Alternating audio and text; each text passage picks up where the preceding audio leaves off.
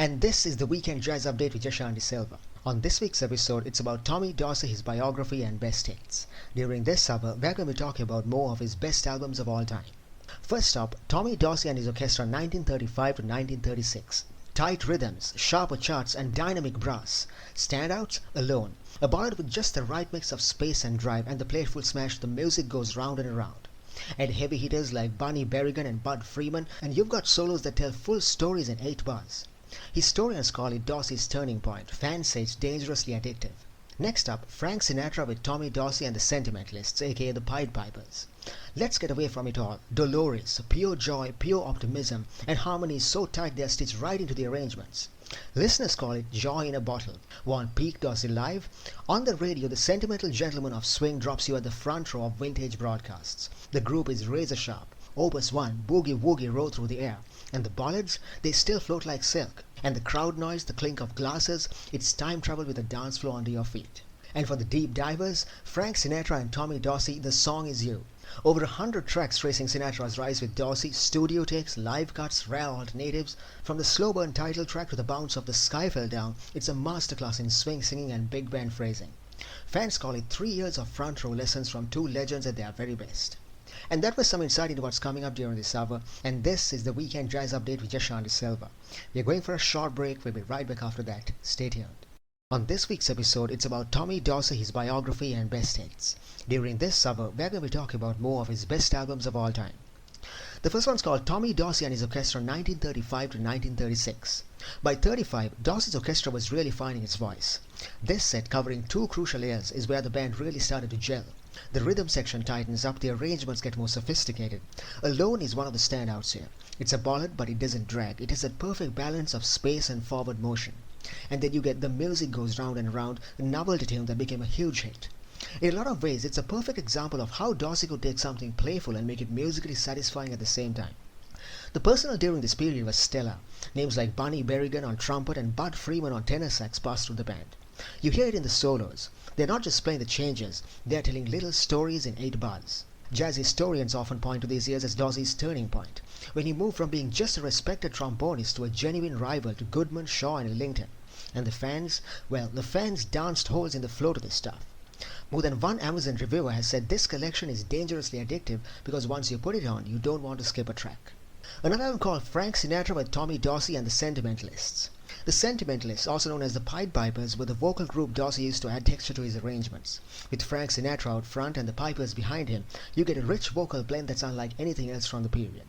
Tracks like Let's Get Away From It All capture that sense of optimism and adventure that was so needed in the early 40s. And then you've got Dolores, a playful tune where Sinatra seems to be having as much fun as the audience. The great thing about this album is the way the vocal group and Sinatra work together. It's never just Sinatra plus backup singers. The harmonies are part of the arrangement, woven in like other sections of the orchestra. Fans online often describe this one as joy in a bottle, and honestly, in a time where bands were competing for attention every night, that joy was one of Dorsey's secret weapons. Another album called On the Radio, The Sentimental Gentleman of Swing. On the Radio collects live broadcasts from the height of Dorsey's popularity, and the atmosphere is just magic. You hear the applause, the little jokes from the band between numbers and more. What's amazing is how consistent the band sounds live. Swing orchestras of the day were sometimes sloppy outside the studio, but Dorsey kept his outfit razor sharp. Numbers like Opus One and Boogie Woogie just roll, while the ballads float effortlessly even in front of a noisy crowd. Listeners love this set because it's intimate.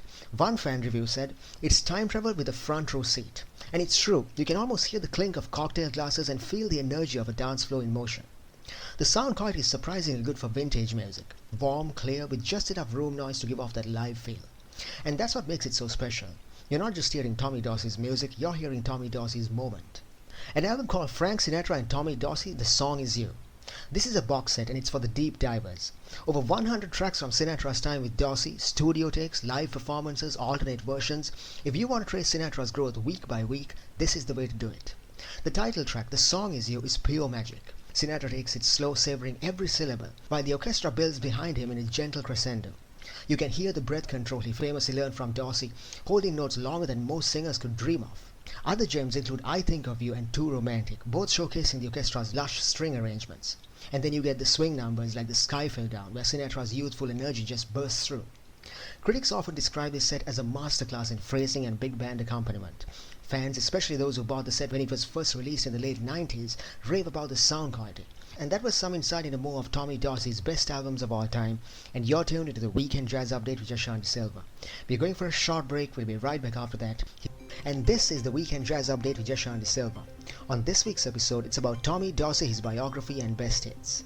Now it's time for some trending music news. On August 26th, acclaimed pianist, composer and arranger Irving Flores drops his most electrifying project yet, Armando Mi Conga. This is 9 tracks of pure Afro-Cuban and Latin jazz magic, featuring an all-star dream team.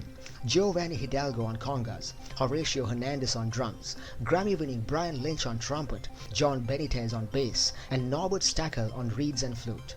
And this isn't just an album, it's a love letter to Latin America. Flores says it's his journey, a tribute to the rhythms that shaped him, from dancing to dance-on in his grandmother's kitchen to playing with jazz royalty in New York City. And the title track, a celebration of a legendary conga master Armando Espinosa, lit up with a special intro from Hidalgo himself. Recorded live over 2 marathon sessions in New York City, this album is nothing but joy, passion and world-class musicianship, straight from the heart of a man who's played everywhere, from Mexico's Bellas Artes to the world's biggest jazz stages. Armando Mi Conga, August 26th. Pre-order it now and catch Irving Flores live this fall at jazz festivals in San Diego, Los Angeles, Tijuana, San Jose, San Francisco and more. And that was some trending album news on the Weekend Jazz Update with Jashan De Silva. We're going for a short break, we'll be right back after that. When we come back, we're going to be talking about more of Tommy Dorsey's best albums of all time. Stay tuned. Here's a quick recap of what's coming up. First up, Yes Indeed. The title track, a gospel-tinged brassy call to action. The rhythm section is razor sharp, swinging without rushing, and the cymbal work, absolutely perfect. At signature hits like Opus One and Well Get It, and you've got Dorsey at his most confident, no longer chasing the swing crown, just owning it. Next, we go small with the best of Tommy Dorsey and his Clambake 7. Think Dixieland charm with tuxedo polish. Hawaiian war chant, the chic of Arabia. It's loose, it's playful, and it's dripping with New Orleans swagger, all played by the best in his orchestra. Then This Is Tommy Dorsey, the ultimate retrospective.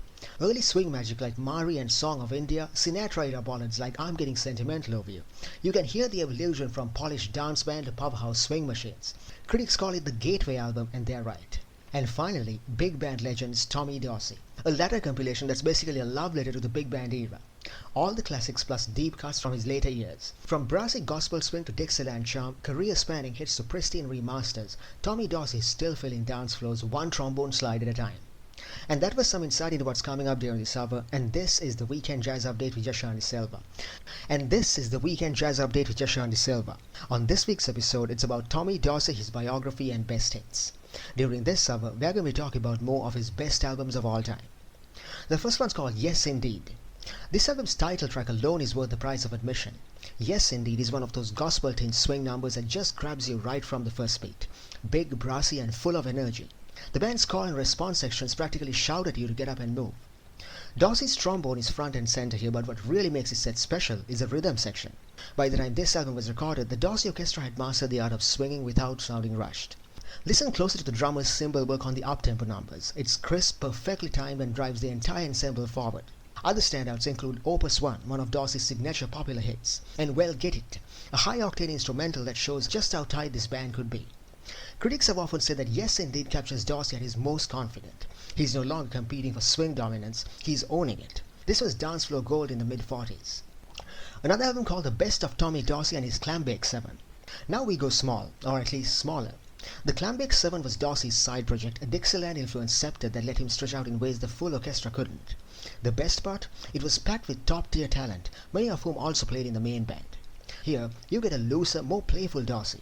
Tunes like Hawaiian War Chant and The Chic of Arabia are full of humor, sly phrasing and instrumental banter between the players. There's a lot of New Orleans flavor in the horn tunes, and the rhythm section leans into that old-school 2-beat feel. Critically, the Clambake 7 recordings have always been praised for their spontaneity. They weren't as meticulously arranged as the big band numbers, but they had personality, and audiences loved them. One fan wrote in an online review that the Clambake 7 sounds like a jam session where everyone showed up in tuxedos. For Dorsey, this group was both a creative outlet and a crowd pleaser, proving that he could swing hard in any format. Another album called This Is Tommy Dorsey. If there's a single album that tries to sum up the breadth of Dorsey's career, it's this one. Released as a kind of retrospective, This Is Tommy Dorsey puts together his biggest hits across different eras, from early swing through his Sinatra years and beyond. It's got the big ballroom numbers like Song of India, the intimate ballads like I'm Getting Sentimental Over You, and later period swingers like Opus One. The sequencing tells a story. You can actually hear the evolution of his sound from polished dance band to powerhouse swing orchestra. Critics often call this one the gateway album for new listeners. It's a record you give someone when you want to say, here's why Tommy Dorsey matters. And judging from the customer reviews, it works. Plenty of people say this was their introduction to Dorsey. It's also perfect for any mood, the quiet late night sets to high energy dance blocks. An album called Big Band Legends, Tommy Dorsey. This one's a later compilation, but it plays like a love letter in the entire big band era. The focus is on the larger-than-life arrangements, the kind of tracks that fill a room and make you feel like you're wearing a tuxedo. It includes all the expected hits, but also some overlooked gems from Dorsey's later years when swing was giving way to bebop and pop vocals were starting to dominate. What's striking is how timeless his arrangements sound. They don't feel dated, they feel classic. This album has been praised for its audio quality with remasters that keep the warmth of the original but add enough clarity to really appreciate the details in the brass and reed sections. One customer said, "It's like Dorsey's band just set up in my living room." And honestly, that's what great remastering can do. It pulls history into the present. And that was some insight into more of Tommy Dorsey's best albums of all time, and you're tuned into the Weekend Jazz Update with Jashanti Silva. We're going for a short break, we'll be right back after that. And this is the Weekend Jazz Update with Jashanti Silva. On this week's episode, it's about Tommy Dorsey, his biography and best hits. We've come to an end of this week's episode of the Jazz Update, so now it's time to recap what we're discussing during this program. Born Thomas Francis Dorsey in Pennsylvania in 1905, Tommy Dorsey grew up in a house where music was as common as morning coffee. His brother Jimmy was on reeds. Tommy took up the trombone, and before long, the Dorsey brothers were climbing their way through the roaring 20s dance band circuit. By the early 30s, they were big news in the swing world. But in 1935, Tommy made the move that defined his career, starting the Tommy Dorsey Orchestra. His trombone tone became his signature. Smooth, precise, powerful, the kind of sound that could fill a ballroom without ever losing its elegance. The theme right here, "I'm Getting Sentimental Over You," became his calling card. And if you ask any swing fan, they'll tell you that first note could stop you in your tracks. Dorsey wasn't just a band leader, he was a talent scout with an ear like no other. In 1940, he hired a young crooner named Frank Sinatra. Together, they made history with "I'll Never Smile Again," the very first song to top the brand new Billboard chart. The way Dorsey's trombone wrapped around Sinatra's voice, that was magic. And Frank himself said he learned more about breath control and phrasing from Tommy than anyone else. Whether it was a live show or a studio session, Dorsey's band played with clockwork precision. Critics called him a perfectionist. Dancers just called him the man who could keep a flow full all night. If you're building a Tommy Dorsey collection, start with the Sentimental Gentleman of Swing. You'll get that signature trombone, lush arrangements, and a reminder of just how romantic swing could be. Want to hear him in his formative years? The early jazz side showed the raw hot jazz edge before the tuxedos. And for Sinatra fans, the essential Frank Sinatra with Tommy Dorsey Orchestra is a must. East of the Sun, I'll Never Smile Again, and more moments where two legends push each other to success. Want the live experience? Spin on the radio the Sentimental Gentleman of Swing. You'll hear boogie woogie roaring and those ballads floating gently over a buzzing dance hall. For something playful, try the best of Tommy Dorsey and his Clambake 7, his Dixieland side project full of sly humor and New Orleans swagger. By the time rock and roll began to rise, Tommy Dorsey had already secured his legacy. From brassy gospel shouts like "Yes Indeed" to the intimate glide of "I'm Getting Sentimental Over You," he made swing both a science and an art. He passed away in 1956, but his music is still filling dance floors, still sparking romance, and still proving that great swing never gets old. And that was a quick recap of everything that we discussed on this week's episode of the Weekend Jazz Update with Jashanti Silva. And that brings me to an end of this week's episode of the program. Don't forget, you can check out the archives of today's